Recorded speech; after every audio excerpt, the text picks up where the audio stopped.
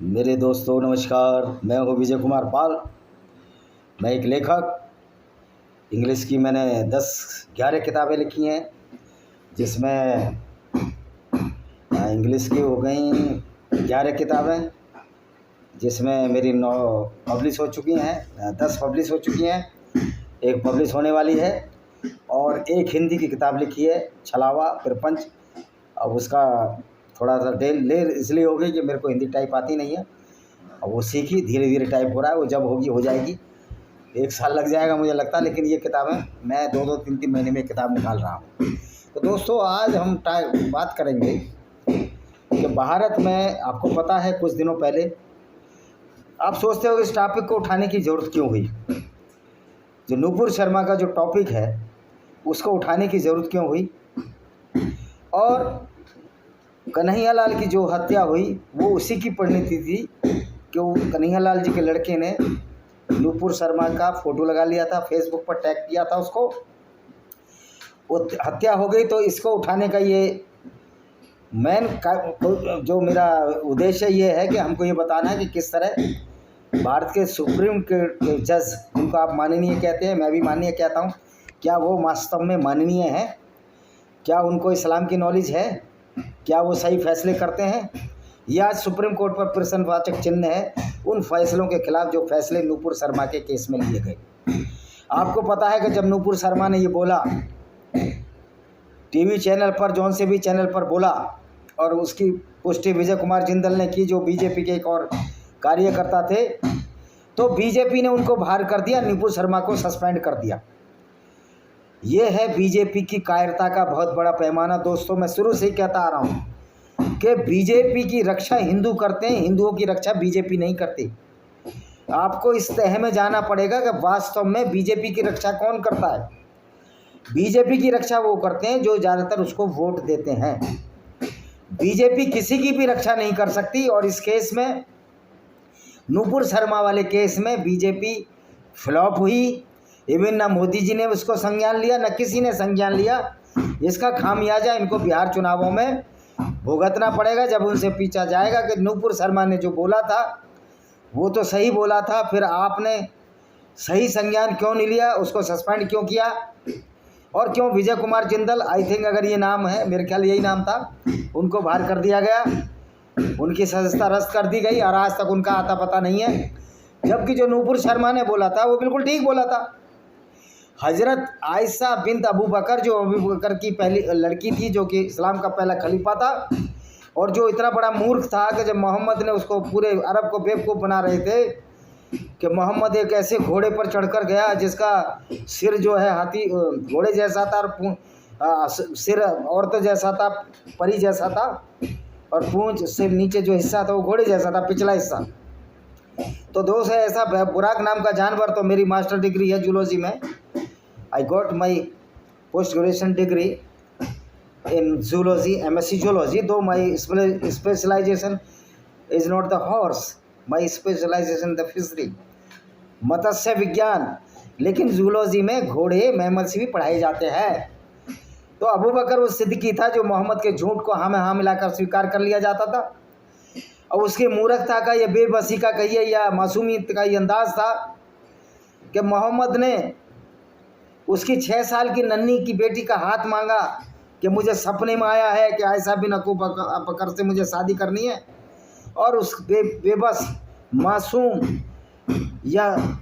कहिए जो इनोसेंट बाप ने अपनी बेटी का हाथ इस झूठे पैगंबर को दे दिया, जिसको कि पैगंबर मोहम्मद के नाम से जानते हैं, या मोहम्मद इबन अब्दुल्ला का बेटा मोहम्मद के नाम से जानते हैं।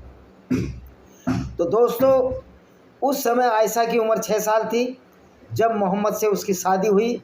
लेकिन रुखसती, यानी कि जब उसका गौना हुआ, या जब उसका गौना बोलते हैं हिंदी भाषा में, या उसको कंज्यूमेट किया, जब उन शादी को एंजॉय किया या कंज्यूमेट किया, और उस लड़की ने तो क्या एंजॉय किया, वो 9 साल की थी, ये 54 साल के बाबा थे मोहम्मद। यही नुपुर शर्मा ने बोल दिया। तो सुप्रीम कोर्ट ने भी नुपुर शर्मा को डांटा, क्या आपकी वजह से दुनिया में लड़ाई झगड़ा हो रहा है हिंदुस्तान में।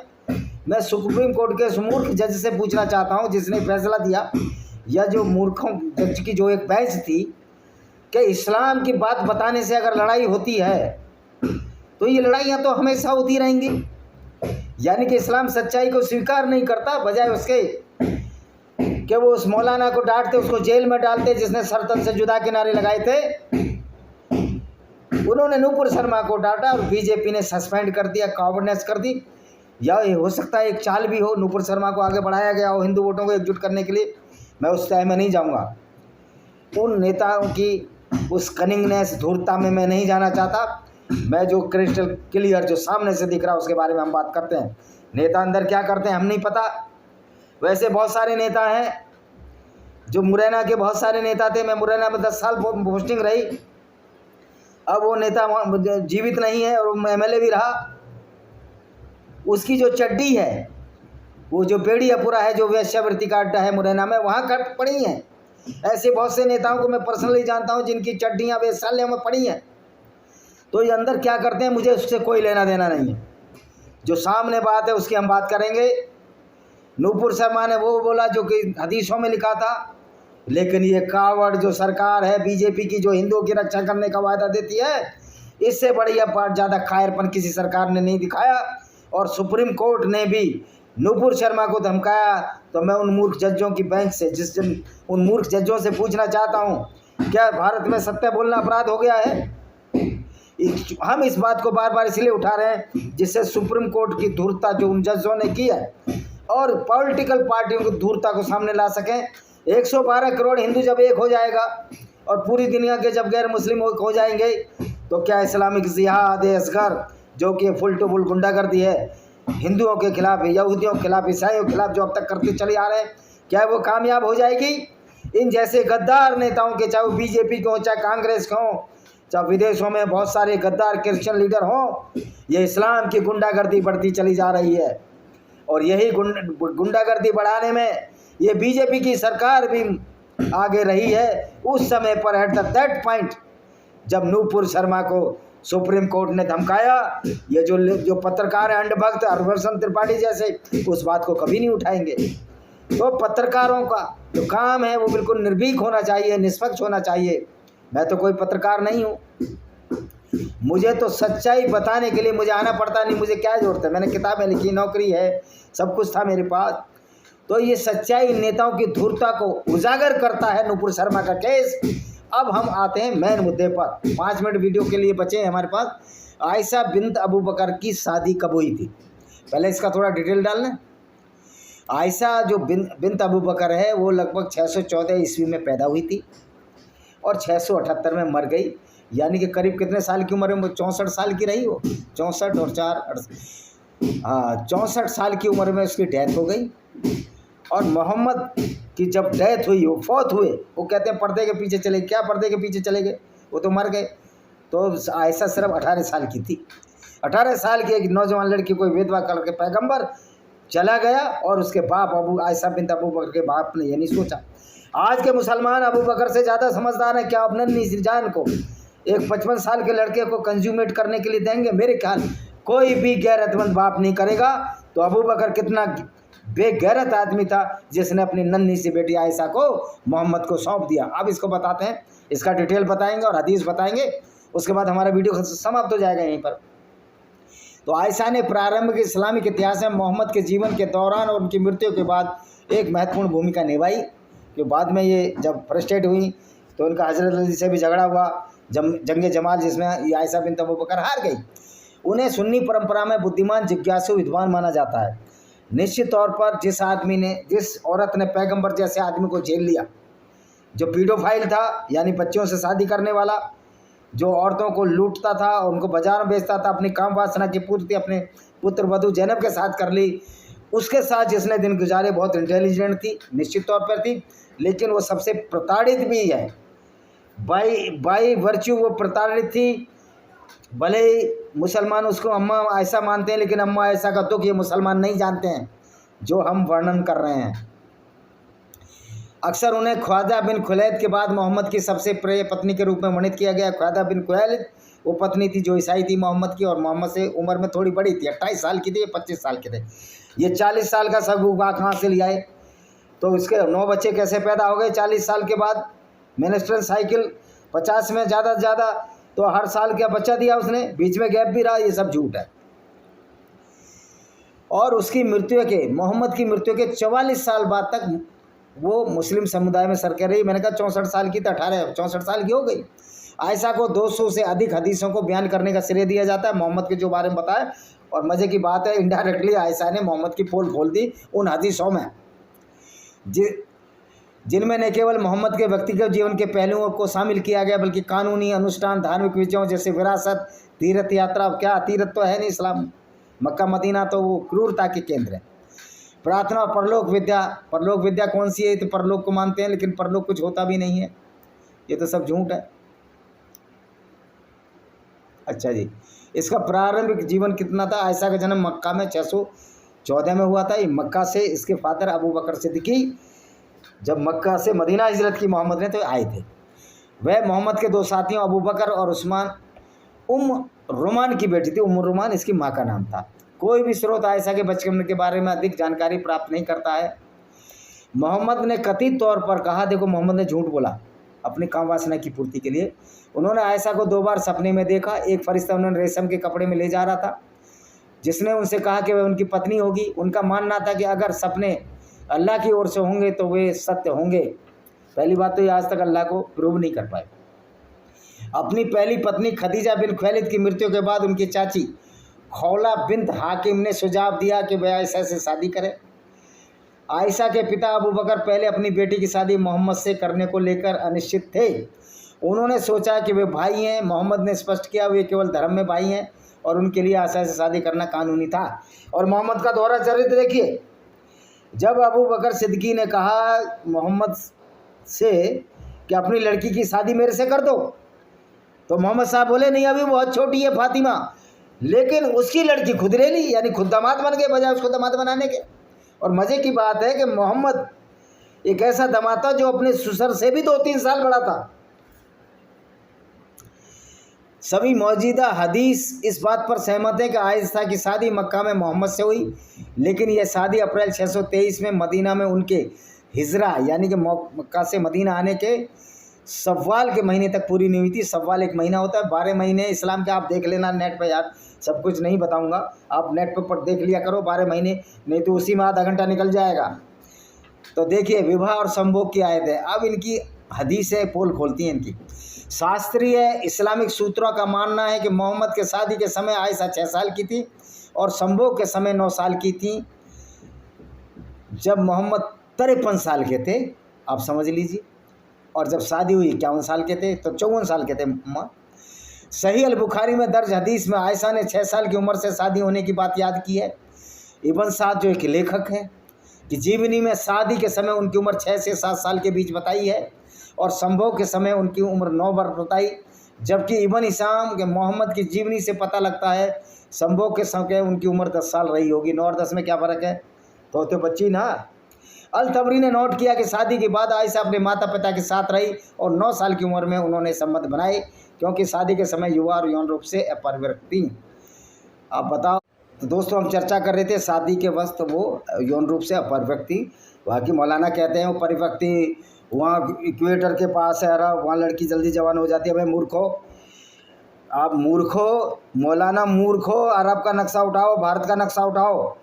आप कन्याकुमारी जाओ तो इक्वेटर के ज़्यादा नज़दीक है अरब के मुकाबले, लेकिन ये अपनी मूर्खता हर जगह ये अपना दिखाई देते हैं। तो ये दिखाई देते हैं कि कितने बड़े मूर्ख हैं। अबे मूर्खो, कन्याकुमारी ज़्यादा नज़दीक है इक्वेटर के। ये कहते हैं ना इक्वेटर के पास गर्मी होती जवान होती थी, पर कन्याकुमारी की लड़की क्यों जवान नहीं होती थी? ये सब बेवकूफ़ लोग हैं, इनकी बातों में नहीं आना हमें। अच्छा जी, इनका देखिए हार की घटना। अच्छा ये देखिए, जब मोहम्मद ने और उनके अनुयायियों ने बनु मुस्तलिक जनजाति पर छापा मारा तो वे अपने साथ आयशा को भी ले गए, जो उस समय 13 साल की थी। उन्हें एक ऊँट की पीठ पर एक बंद गौशाला में ले जाया गया। आयशा ने बताया, जब छापा मारने वाला दल सफल अभियान के बाद मदीना घर के रास्ते में रात में आराम कर रहा था तो वो सोच के लिए बाहर गईं। ऐसा करने और अपने गौशाला में लौटने के बाद उन्हें एहसास हुआ कि उनका हार गायब है, इसलिए उन्होंने ढूंढने के लिए वापस रास्ता ढूंढा। और जब तक उन्हें वह मिला तब तक वह काफिला यह सोचकर जा चुका था वह गौशाला में है।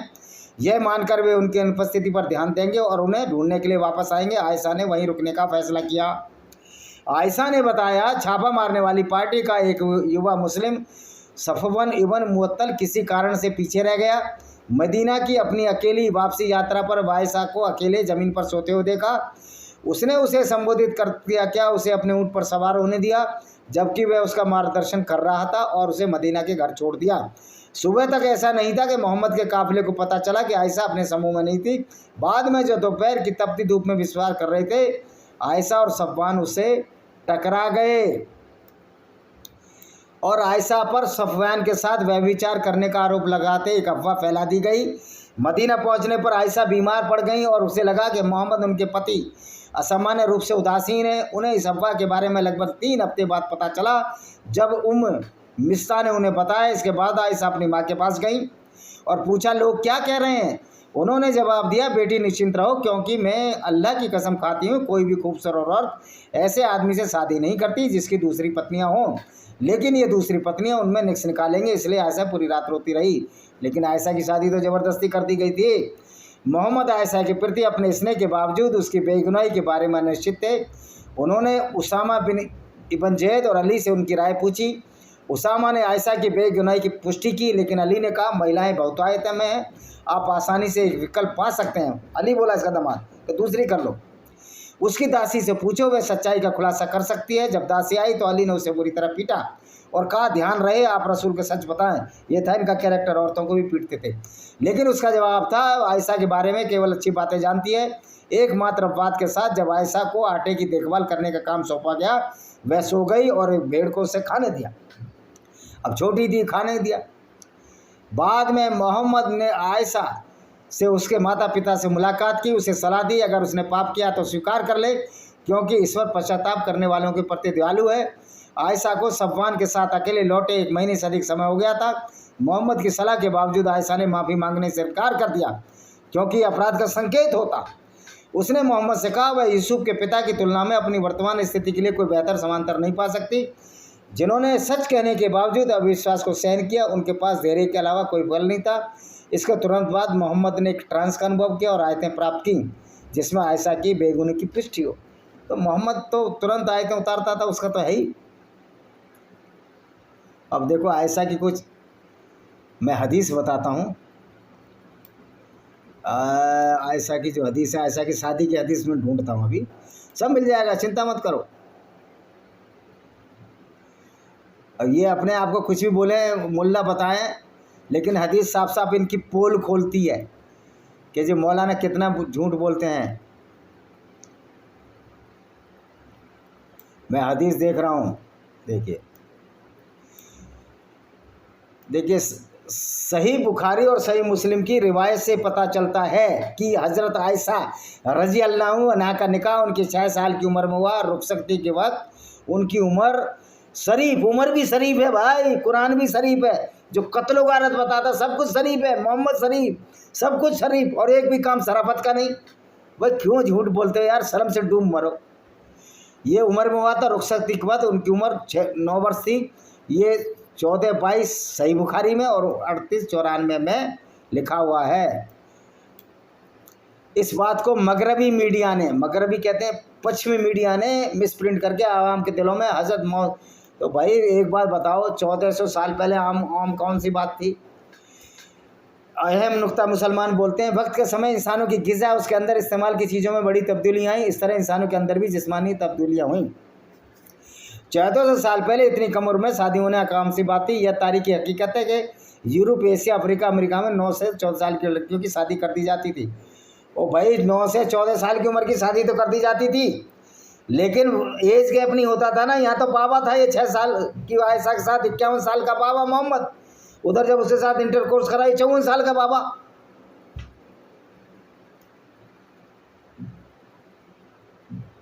तो आप ये देखिए कि किस तरह मुसलमान लोग मोहम्मद को बचाने की कोशिशें करते हैं। लेकिन बेटा, अब तुम बच नहीं पाओगे, क्योंकि दिमाग का डंडा चल गया है। देखिए, ये देखिए, आयशा की हदीस बताएंगे। हाँ देखो आ गई, आ गया, इनका पोल खुल गया। क्या थी आयशा, क्या बोलती है सुनिए। आशा रजुल्ला की उम्र, आयत अब ये है, जब मैं 6 साल की थी तब पैगंबर सल्लल्लाहु अलैहि वसल्लम ने मुझसे शादी की। हम मदीना आए, बनुल हारिस इबन खराज के घर रहे। मैं बीमार पड़ गई, मेरे बाल झड़ गए, फिर मैं ठीक हो गई। बाल झड़ जाते हैं, मेरे बाल मेरे कानों तक बढ़ गए। जब मैं झूले पर थी, मेरे कुछ दोस्त मेरे साथ आए, तब मेरी माँ उम्मे रुमान मेरे पास आई, माँ थी इसकी, और मुझे ज़ोर से पुकारा। मैं उनके पास गई, मुझे नहीं पता था मुझसे क्या चाहती हैं, छोटे 6 साल की बच्ची थी वो। उन्होंने मेरा हाथ पकड़ा और मुझे घर के दरवाजे पर खड़ा कर दिया, क्योंकि मैं हाँफ रही थी, घबराहट में खेल रही थी ना बच्चियों के साथ। घर में अंसार की कुछ महिलाएं थीं। अंसार मतलब जो मुसलमान बने पहले मदीना में, उनको अंसार, और जो मक्का से मदीना गए हिजरत करके, उनको मुहाजिर। जैसे पाकिस्तानी मुसलमान जो इंडिया से गए, उनको मुहाजिर कहा जाता है। मुझे पता नहीं था मुझसे क्या चाहती हैं। उन्होंने फिर थोड़ा पानी पिया और उससे मेरा चेहरा और फिर सिर पहुँच दिया। उन्होंने मुझे सजाया। मैं अचानक सुबह के समय अल्लाह के रसूल सल्लल्लाहु अलैहि वसल्लम के सल को देखा और उन्होंने मुझे उसके हवाले कर दिया। तो ये थे मूर्ख बाप, मूर्ख पति पत्नी, जिसने मोहम्मद जैसे को बुढ़े को एक फूल सी लड़की को दे दिया। इसी की मौलाना बड़ी तारीफ करते हैं मोहम्मद की, कमाल है भाई। मुझे उनके हवा, उस समय मेरी उम्र 9 साल की थी जब रुखसती हो गई। इसे हदीस वो सही बुखारी जो किताब है, जो बिल्कुल ऑथेंटिकेट है, संख्या 3894, और मुस्लिम सही मुस्लिम की संख्या 1422 द्वारा रिवायत किया गया है। और आगे बता दूँ इनकी आयशा, अल्लाह उनसे प्रसन्न हो की रिपोर्ट, अल्लाह की किताब अर्थात अल बुखारी और मुस्लिम की 2 सही हदीसों के बाद सबसे अच्छी किताबों में है। इसे आयशा ने कई इस्नादों यानी कथन, चैन ऑफ नरेशन बोलते हैं उसको, के माध्यम से काफ़ी वर्णित किया है, न कि केवल एक इस्नाद द्वारा यानी चैन ऑफ नरेशन द्वारा। सबसे प्रसिद्ध रवायत हिसाम बिन उर्वा इबन अल जुबैर की है, जो उनके पिता उर्वा बिन अल जुबैर की आयशा से आई थी। वह सबसे सटीक रवायतों से एक है, क्योंकि उर्वा बिन अल जुबैर आयशा से सबसे ज़्यादा परिचित लोगों में एक थे, क्योंकि वो उनकी मौसी थी। मौसी के बारे में भतीजा बता रहा, तो सही बात होगी नहीं होगी भाई। इसी सिलसिले के जरिए उर्बान इबन अल जुबैर ने अल-जूरी द्वारा आयशा से रिवायत किया। मुस्लिम सही मुस्लिम में 1422 में रिवायत किया गया। तो ये जो है मुस्नाद नहीं है, यानी कि इस्नाद है। इस्नाद मतलब चैन ऑफ नरेशन इसका सही है। एक और सिलसिले में अल अमास ने इब्राहिम से अल असद से आयशा से रिवायत किया। उन्होंने कहा अल्लाह के रसूल सल्लल्लाहु अलैहि वसल्लम ने आयशा से शादी की जब वो 6 साल की थी, और जब वो 9 साल की थी तब उन्होंने अपने साथ विवाह किया, और जब 18 साल की थी तब उनके पिता का देहांत हो गया। तो इनके पिता का देहांत हो गया, 18 साल की थी। तो मोहम्मद और ये साथ मरे, इसका मतलब। अच्छा जी, और देखो क्या बोलता है।